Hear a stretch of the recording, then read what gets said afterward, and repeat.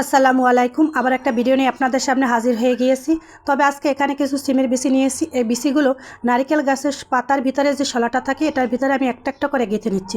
শলাটা আগেই পরিষ্কার করে নিয়েছিলাম, তারপরে এখন আমি একটা একটা করে গেঁথে নিচ্ছি। এভাবে ছোটোবেলায় অনেক গাছ থেকে সিম পেড়ে এনে বিচি বের করে এভাবে শলায় গেঁথে গেঁথে কী করতাম তা যারা গ্রামে বাস করেন তারা দেখলেই বুঝতে পারবেন। এই যে দেখেন একটা গাঁথা হয়ে গেছে, সেম প্রসেসে আরও একটা গাঁথে নিব। এই যে দেখেন দুইটাই গেঁথে নিয়েছি। এখন আমি এটা তরকারির ভিতরে দিয়ে দেবো। তরকারিটা কিন্তু এই পর্যায়ে অর্ধেক পরিমাণে হয়ে গেছে। এই পর্যায়ে আমি সিমের বিচি দুটো দিয়ে সুন্দর করে মিশিয়ে নেব, যাতে মশলাটা সিমের বিচির ভিতরে ঢুকে। আর হওয়া পর্যন্ত অপেক্ষা করব। দেখেন তরকারিটা হয়ে গেছে, এখন আমি সিমের বিচি দুটো তুলে নেব।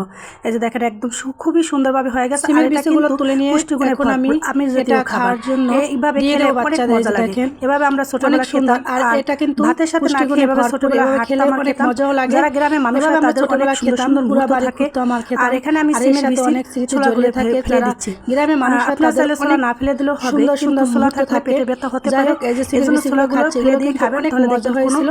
যারা সমস্যা হবে না তারা এভাবে খেয়ে দেখবেন, অনেক মজার, খুবই মজাদার এই খাবার। আল্লাহ পেশা একবার খেয়ে দেখতে পারেন।